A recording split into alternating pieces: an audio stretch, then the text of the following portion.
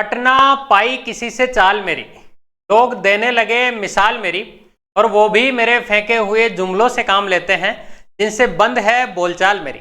नमस्कार साथियों, मैं अंबालाल चौधरी स्वागत करता हूं आपका एल क्लासेज के इस बेहतरीन डिजिटल प्लेटफॉर्म पर। दोस्तों, रेशो एंड प्रोपोर्शन के 4 पार्ट जो है वो हम लोग पढ़ चुके हैं। आज हमारा ये आखिरी पार्ट है। इसमें क्वेश्चंस कम होंगे, क्लास की जो आपके टाइमिंग है वो भी थोड़ी कम होंगी, लेकिन कुछ सवाल जो छूट गए थे, जो मुझे लगता है कि आपको इसमें देने चाहिए थे, वो हमने इसमें कवर किए हैं। ठीक है, चलो शुरू करते हैं। पहला सवाल हमारा ये था कि भाई एक व्यक्ति ने 4 जोड़े जो है वो काले जुराब और कुछ जोड़े जो है वो भूरे जुराब। हम इसको ऐसे लिख लेते हैं कि भाई ये काले जुराब, ये जुराबों की जोड़ी की बात कर रहा था ये, और कुछ भूरे इसके पास जुराब थे। ये तो थे 4 जोड़े और ये इसका नहीं पता, इसने x मान लिया, इसको मान लेते हैं हम। काले रंग के जुराब की कीमत, भाई अगर कीमत की बात की जाए तो काले रंग के जुराब की कीमत जो है वो भूरे रंग की कीमत से दोगुनी है, यानी अगर ये 1 रुपए का आता हो एक, तो ये 2 रुपए की एक जोड़ी है। बिल बनाते समय दुकानदार ने गलती से काले और भूरे रंगों की जुराब की संख्या परस्पर बदल दी, तो जो बिल था वो 50% जो है वो बढ़ गया। ठीक है, तो आपसे ये पूछा था शुरुआत में इनकी भूरे रंग के जुराबों का अनुपात क्या था। आप मुझे बताओ, अगर बिल इस तरीके से बनता तो 4 दूने 8 रुपए के तो ये हो जाते और x रुपए के ये हो जाते। लेकिन हुई क्या गड़बड़ कि इसने बिल बनाते टाइम इसने गड़बड़ क्या कर दी कि भाई इसको 1:2 में ले लिया, यानी इसकी कीमत इसमें जोड़ दी, इसकी कीमत इसमें जोड़ दी। तो भाई अब जो बिल बनेगा उसमें 4 एकम 4 और प्लस 2x ये होगा। और इससे हुआ क्या कि पहले अगर बिल 100 रुपए का बन रहा था तो अब बिल कितने का बन गया, अब बिल 150 का बन गया। 0 से 0, 5 दूने 10, 5 तिये 15, 3 से इधर गुणा कर दो, 2 से इधर गुणा कर दो, तो भाई 8 तिया 24 प्लस 3x बराबर ये हो जाएगा आपका 8 प्लस 4x। तो भाई यहां से इस 3x को उधर ले जाओ, 8 को इधर ले आओ, 8 इधर आएगा तो ये हो जाएगा 16 बराबर x की वैल्यू जो आ गई वो आ गई आपके पास 16। इसने पूछा क्या था, शुरुआत में जुराबों का अनुपात पूछा था, तो भाई 4:16, अगर काटा पीटी करें तो 1:4, यही हमारा आंसर था। नेक्स्ट क्वेश्चन, बैग x और y में गेंदों की संख्या का अनुपात जो है वो 2:3 है। यदि 5 गेंद y से निकालकर इसमें डाल दें तो ये बराबर बराबर हो जाते हैं। वैसे तो इसको आप जो है वो इससे कर सकते थे ऑप्शन से, लेकिन अगर ऐसे नहीं करना चाहते तो मुझे बताओ अभी इनमें अंतर कितने का है, 1 का।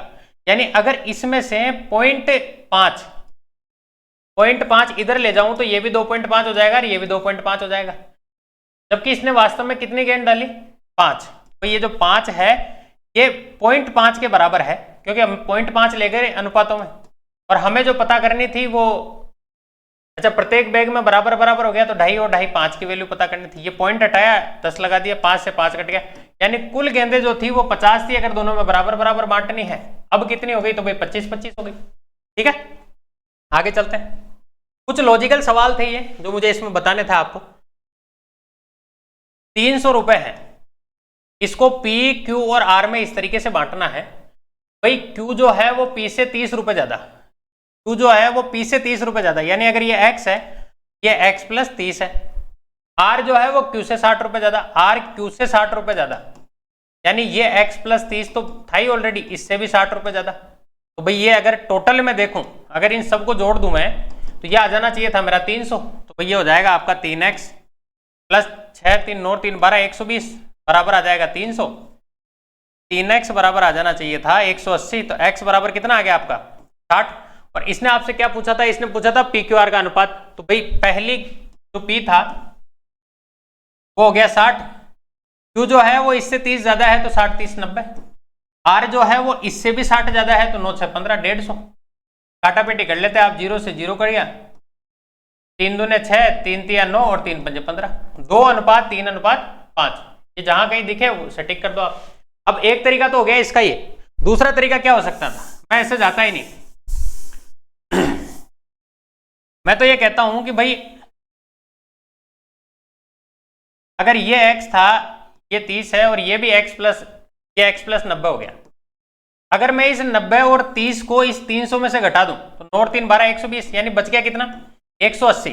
तो 180 के ही तो 3 टुकड़े करने थे मुझे, 1 2 3, 180 के 3 टुकड़े कर देते, एक हिस्सा आ जाता मेरा 60, तो भाई ये 60 30 90 हो जाता, और ये 60 30 60 90 और 60 जो है वो 150 हो जाता।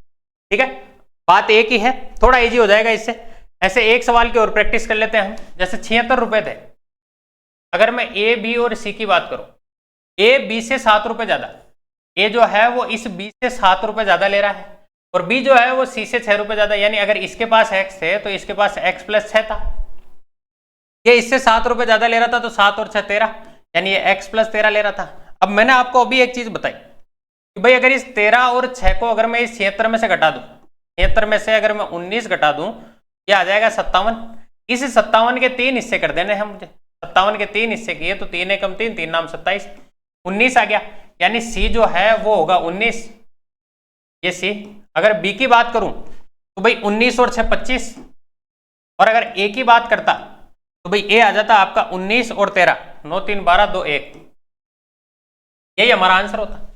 ठीक है, यहां तक कोई दिक्कत नहीं होगी, आगे चलते हैं।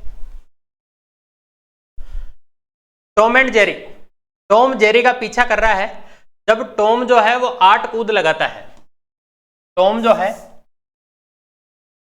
टॉम अगर 8 कूद लगाता है तो भाई ये जो जेरी है ये 6 कूद लगाता है, और ये कह रहा था परंतु टॉम जितनी दूरी 7 कूद में तय करता है। भाई ये जो टॉम है ये 7 कदम में जितनी दूरी तय करता है उतनी ही दूरी, इसकी 7 कदम की दूरी और जेरी की 5 कदम की दूरी, ये दोनों बराबर हैं।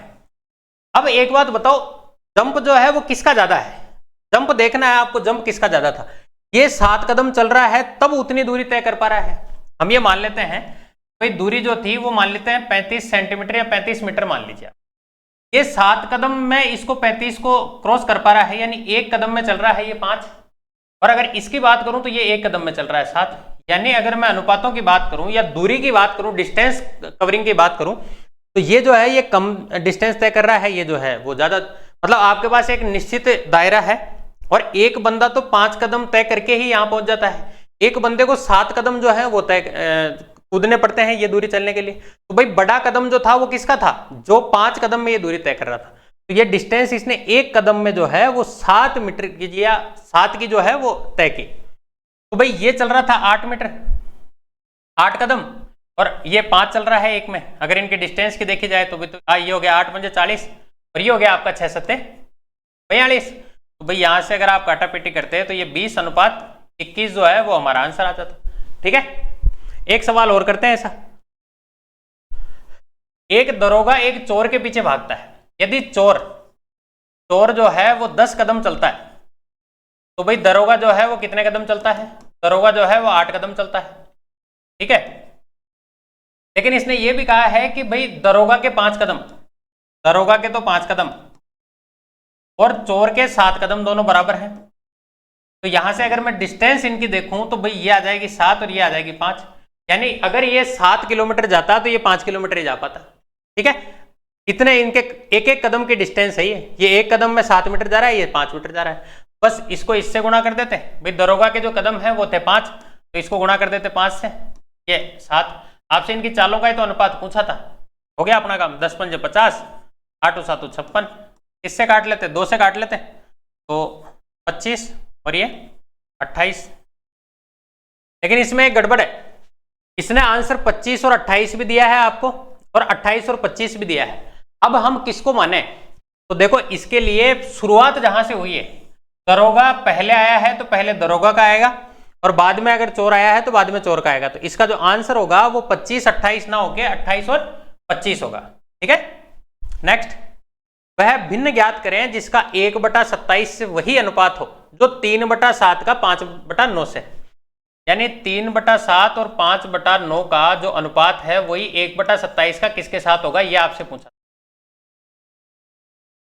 इसको इससे गुणा कर लो, 9 27, इसको इससे गुणा कर लो आप, या इसको बटे में लिख लो ना, इसको इधर ले आओ, इसको इधर ले आओ, ये हो जाएगा 1/35 और ये हो जाएगा आपका 1/27। यानी 1/27 के साथ अगर आपको यही अनुपात चाहिए, यहां क्या आना चाहिए था? 1/35। तो हमारा जो आंसर हो जाएगा वो हो जाएगा 1/35। ठीक है, आगे चलते हैं। नेक्स्ट क्वेश्चन मेरा, ये एक्स और वाई पर बेस्ड जो है ये क्वेश्चंस भी आपसे पूछे जाते हैं। भाई एक्स वाई 3:4 में है, एक्स अनुपात वाई जो है वो 3:4 में है, तो सिंपल सा काम था, आपको यहाँ एक्स की जगह एक्स रख देना था, वाई की जगह वाई की वैल्यू रख देनी थी। 7x + 2y, भाई 5 दिया 15 माइनस 2 × 4 कर देते तो 8, ऐसे ही बटे में 7 दिया 21 और प्लस y 4 दूने 8 हो जाता, तो भाई 15 में से 8 गया तो 7, 21 और 8 जो है वो हो गया आपका 29, 7/29 जो है वो हमारा आंसर हो जाता। ठीक है, आगे चलते हैं। अगला सवाल था हमारा, बहुत अच्छा सवाल है कि भाई एक फैक्ट्री में प्रत्येक कामगार का वेतन जो है वो 22:25 में है। अगर मैं वेतन की बात करूं तो भाई 22:25 में बढ़ा दिया, यानी पहले अगर 22 रुपए था एक कर्मचारी का वेतन, अब कर दिया 25, लेकिन कर्मचारियों की संख्या इन्होंने कम कर दी, कितनी? 26 सही 2/3। 26 सही 2/3 का मतलब क्या हुआ? 26 सही 2/3, तो भाई 26 दूनी 52, 26 थी 78, 78 और 2 80, 80 बटे में 3 और परसेंटेज भी है तो बटे में 00। यानी अगर पहले 300 कर्मचारी थे तो उनमें से जो है वो 80 कर्मचारी इन्होंने कम कर दिए। यानी पहले अगर 300 कर्मचारी थे, अगर मैं कर्मचारियों की बात करूं, पहले अगर 300 कर्मचारी थे तो अब 80 कम कर दिए, अब कितने रह गए? 220। काटा पेटी कर लीजिए आप, इसमें भी 2 से काट लो, ये 15 बार, ये 11 बार। यानी अब पहले एक कर्मचारी की 22 रुपए वेतन था और 15 कर्मचारी थे, तो भाई वेतन कितना रहा होगा? 15 दूनी 30 की 0 हासिल 3, 15 दूनी 30 और 3 33। और अब अगर मैं बात करूं तो अब वेतन हो गया 25 और कर्मचारी है 11, तो 11 ये हो जाएगा आपका 275। तो भाई वेतन कितना कम कर दिया इन्होंने? अगर आप देखो तो 25 और 30, 55 रुपए जो है वो कम कर दिया वेतन अनुपातों में। कितने में से? शुरुआत में था 330, यही आपसे पूछा था, गुणा कर दीजिए 100 से, 0 से 0 कट गया, 11 × 33, 11 × 5 = 55, क्या आ जाएगा आपका 50/3, और 50/3 जो होता है वो होता है 16 सही 2/3%, और 16 सही 2/3% की इसमें कमी हुई है, तो जो हमारा आंसर हो जाएगा वो हो जाएगा 16 सही 2/3% डिक्रीज। नेक्स्ट, ये भी बहुत अच्छा सवाल था। सवाल आप देखो, पहले आप इसको एक बार वीडियो को पॉज करके और आप खुद करने की कोशिश कीजिए, उसके बाद नहीं होंगे तो मैं बता दूंगा आपको। m और n 3:2 में है, तो भाई 4m + 5n ratio 4m - 5n। m की जगह m का अनुपात रख दीजिए, n की जगह n का रख दीजिए। 4 × 3 + 5 × 2, 4 × 3 - 5 × 2, ठीक है। तो भाई 4 × 3 = 12 और 10 = 22, ये हो जाएगा 4 × 3 = 12 में से 10 गए तो 2, 11:1, यही हमारा आंसर था। ठीक है, बहुत इजी है, गणित से इजी इस दुनिया में कुछ भी नहीं है। इवन मैं तो कहता हूं प्रेम करना भी मुश्किल है, लेकिन गणित बहुत इजी है, और प्रेम भी करना तो गणित से ही करो आप, मजा आ जाएगा।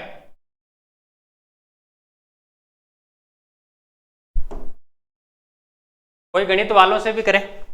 x अनुपात y जो है वो 3:1 है, x रेशो y जो है वो है आपका 3:1, x का क्यूब माइनस y का क्यूब, और आपसे पूछा था x³ + y³, तो सिंपल सा काम था, x की जगह x रख देते, y की जगह y। तो 3 का क्यूब हो जाएगा 27, 27 में से 1, ऐसे ही 3 का क्यूब 27 और +1, तो ये हो जाएगा 26:28, क्या आ जाएगा 13, ये आ जाएगा 14, 13:14, यही हमारा आंसर था।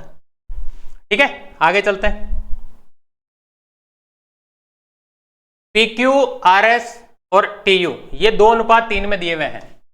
P/Q, या आप देखो R/S या T/U, ये सब जो है वो 2:3 में है, यानी इधर वाले सब 2 हैं, इधर वाले सब 3 हैं।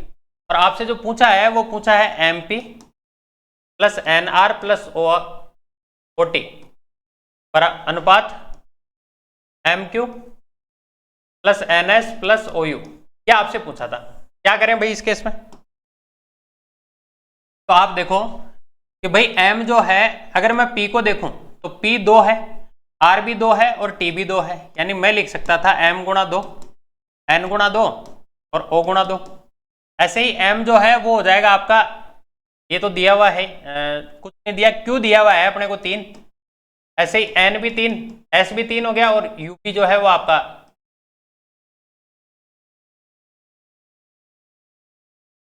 क्यू जो है वो भी 3 हो गया। तो भाई यहां से 2 कॉमन ले लूं, ये बच गया m plus n plus O, और यहां जो बचेगा आपका वो 3 कॉमन ले लिया तो m plus n plus O. आप देखो इधर भी यही है इधर भी यही है, तो कट जाएगा, तो आंसर क्या आ जाएगा आपका 2:3। मैंने कहा था आपसे कि क्लास आपकी छोटी होगी। ये रेशो एंड प्रोपोर्शन आज हमारा खत्म हो गया है। एसएससी जीडी के लिए वैसे ये विशेष बैच चल रहा है, लेकिन आप किसी भी एग्जाम की तैयारी कर रहे हो, आपके लिए ये मैथमेटिक्स जो है वो बहुत यूजफुल है। आप स्टेट एग्जाम की तैयारी कर रहे हो, चाहे आप एसएससी की तैयारी कर रहे हो, चाहे बैंक की तैयारी कर रहे हो, क्योंकि मैथ होती है। ठीक है, तो आप जो है वो हमारे चैनल पर बने रहिए, मैं आपको कंप्लीट मैथ करवाऊंगा, ये गारंटी है मेरी, और बहुत आराम से तसल्ली से। ठीक है, थैंक यू सो मच।